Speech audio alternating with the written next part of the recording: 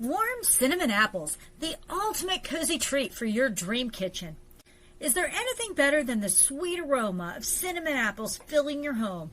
Whether you're looking for a simple dessert, a perfect pancake topping, or just a reason to make your house smell like a cozy autumn wonderland, this recipe is for you.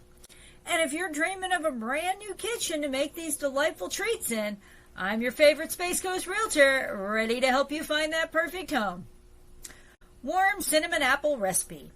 Ingredients: 4 large apples, Granny Smith for tartness, Honey Crisp for sweetness, you decide. 2 tablespoons of butter, a 1/4 cup brown sugar, 1 teaspoon cinnamon, a 1/4 teaspoon nutmeg, optional but highly recommended, 1/2 teaspoon vanilla extract, 2 tablespoons water, 1 teaspoon cornstarch for a thicker sauce. And instructions: peel, core, and slice the apples into thin wedges. In a large skillet over medium heat, melt the butter.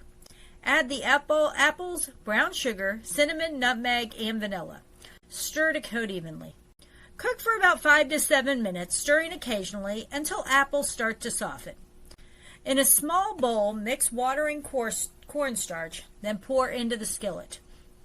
Stir and cook for another 2 to 3 minutes until the sauce thickens and the apples are tender.